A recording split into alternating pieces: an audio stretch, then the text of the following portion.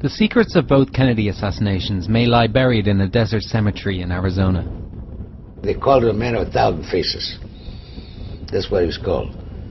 He hated all communists, you know.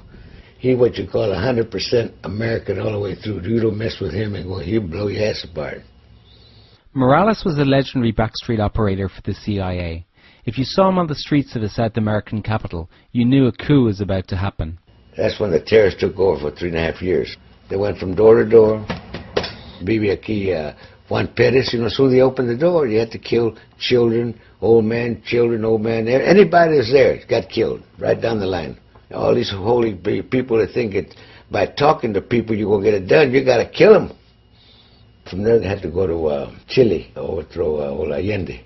Well, you know about the money that was there, wasn't you? Yeah, can you tell the story about that?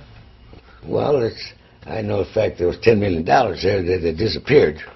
He flew down to Chile with some advance information that there was U.S. dollars in the treasury down there, and he indicated to me that there was somewhere around $10 million involved, and that his participation in it was only $2 million.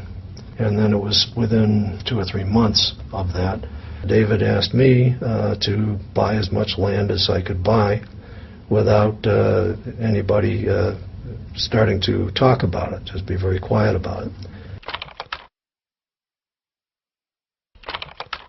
He was striding around the room and he was out of control, and I don't ever recall seeing him lose it like that before. And what was his actual comment then that finished that? It was something like, I was in Dallas when we got that motherfucker, and I was in Los Angeles when we got the little bastard. What it said to me was that he was in some way implicated with the death of John Kennedy. And let's go one step further, and also Bobby. They were sort of getting, and I wanted some information about what happened down there, at Dallas. And as we were drinking, and finally did he something. Well, he let them know in a roundabout way, well, we got the son of a bitch. That's what he said. It don't take much. You don't have to be a brain to figure out what he meant, right? Well, you know not what he meant. And because he caused all those deaths, he caused them, and why did he go back on his word? Pulled those damn aeroplanes, they were ready to attack, 5 minutes to attack. That is why. It took 3.5 years training those people. Getting everything lined up. And the president gave the okay that you had the air support. And it was up there. And then last 5 minutes prior to the attack, he pulls them out. And everybody gets caught down there. Now you understand why he has no respect for the Kennedys. Did he ever tell you anything else about Dallas? No, I didn't ask no more. That's, the more you ask, the less chance you got of living. Well, you know what I mean? Yeah. And then I don't have respect for that Robert when he put down on the newspaper. I'm just quoting what he put down in the newspaper. He says the blacks take anything you want. It belongs to you. What kind of a goddamn asshole is it? All the ethnic groups we have in the United States, what about the rest of them? Huh? I say, that man is crazy. He wants to start a civil war.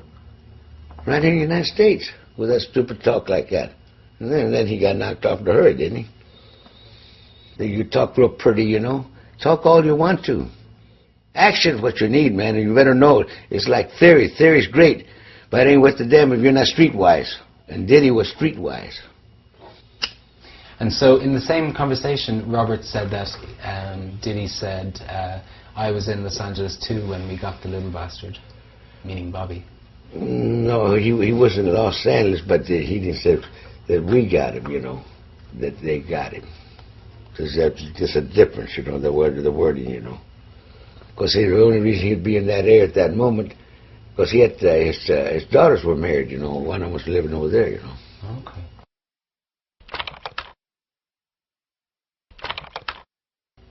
Say, what's the matter with you, Diddy? He said, I don't feel too good. I said, why not? He said, I had a few drinks with my cronies up there before I left West D.C. I said, really? He said, in the plane I haven't been feeling good right now.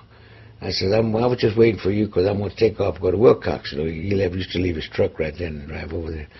Okay, well then, let me know as soon as you get there. Let me know how you feel. You know, and you got me worried. You don't look the same no more. You know, I mean, he's all happy-go-lucky. That night, Morales had a massive heart attack. The ambulance took hours to arrive and didn't bring any oxygen. Within a week, he was dead. They wasted 5 hours to get him to the hospital to make damn sure that he didn't. I guess he wanted him dead. I guess real good by orders. I don't know. And when you say they, so who killed David? They'll have to draw you a picture. The same people you work for. The CIA. Yeah, because he was going to go before the Senate. You know, they summoned him. You know, to go before the Senate. But before he could get there, they knocked him off. Man, you know, but he knew too much.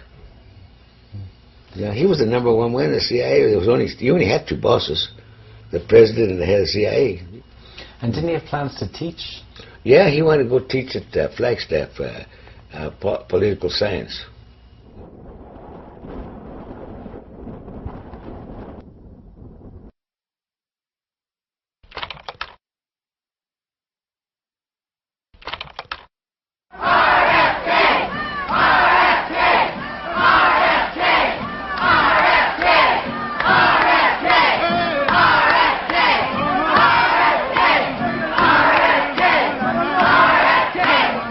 Yeah, that's the figure that I had previously identified as Morales to a very high degree. His nose was a little more flattened, but the stance, the shoulders, the face, the tie askew, the general facial impression is an individual that I would identify as Morales to practically 100% degree.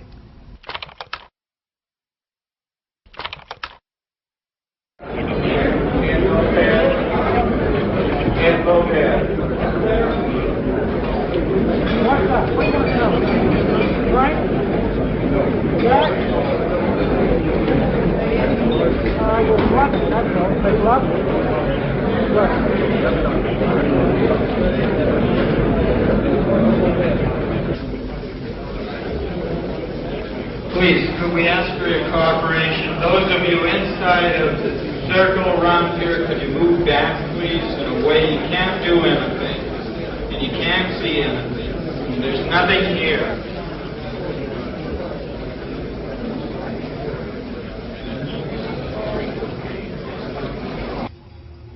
Yeah, I think that nose is really an artifact of pixel, color, shadow, and so on. This definitely, from the profile, is hugely similar. The body language is very, very much characteristic of Morales. See how he moves back and forth very casually, does not attract attention to himself? That is no question. I also showed these clips to Wayne Smith, who worked with Morales at the U.S. Embassy in Havana in 1959. Monitors the ballroom moments That's before him. shooting. That's Dave Morales. Really?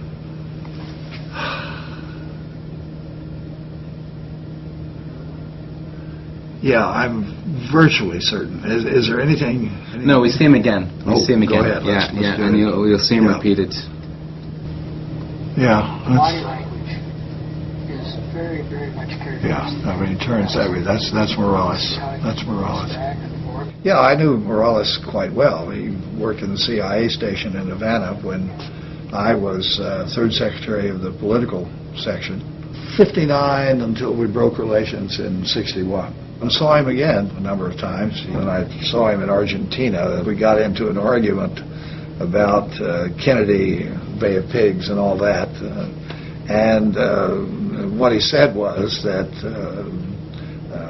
Kennedy got what was coming to him.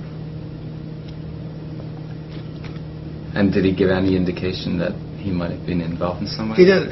He didn't. He said Kennedy got what was coming to him. He said it in a very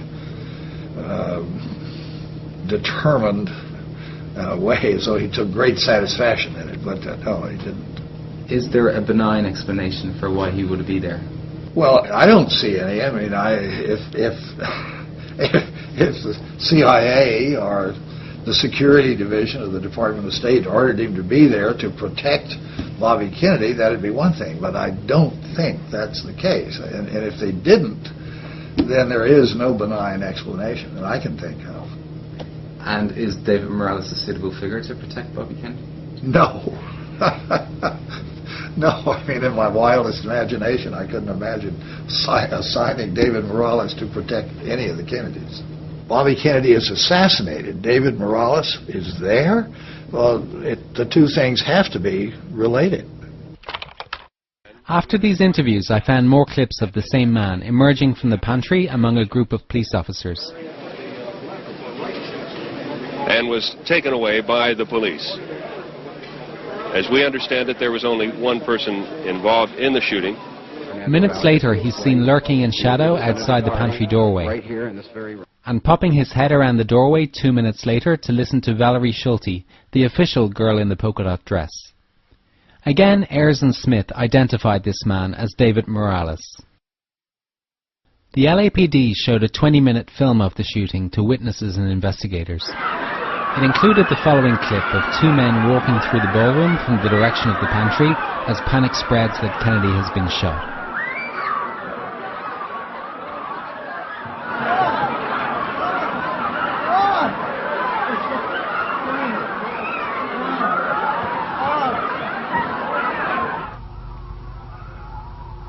Yeah, that's excellent.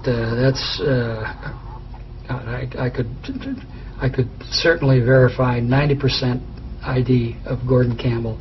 Less a little hair, as I remembered him. The facial features are certainly his. Absolutely.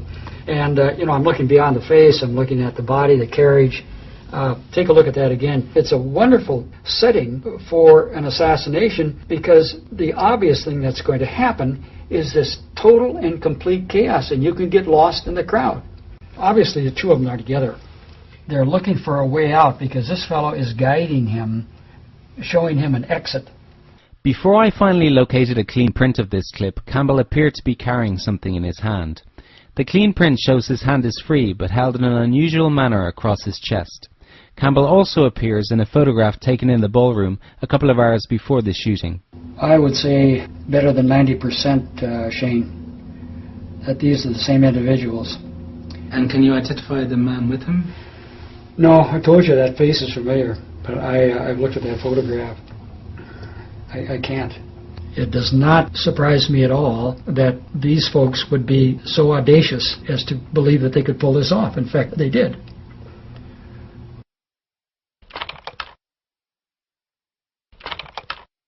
I had been told by a group of people that I was working with that had worked for Central Intelligence. We just did a short project in alarm systems just days before that, and they had mentioned that at the Ambassador Hotel, I says, hey Rayburn, don't you go there all the time? And I said, yeah, I live just down the road. He says, wow, so they're going to have a big to-do there. Are you going to be there? I said, yeah, I could be there. So just one of those things. That's not an unusual thing for any of the agencies. Even police departments will give free tickets to functions and such as that just to have their people in the audience. I was walking across, going towards the front doors when I heard the gunshots. And, it's just like a little pop, pop, pop, popping sound you could barely hear. Could he have done it alone? I don't think so. I don't think the man's makeup would have allowed him to do that in the first place. I think there was probably a lot of people involved. Why that never came out is a mystery still. He showed me the picture, and I told him that I'd seen the guy there on the premises. I didn't see him in the ballroom. I saw him out in the lobby area. In fact, I probably saw him several times. He was in and out.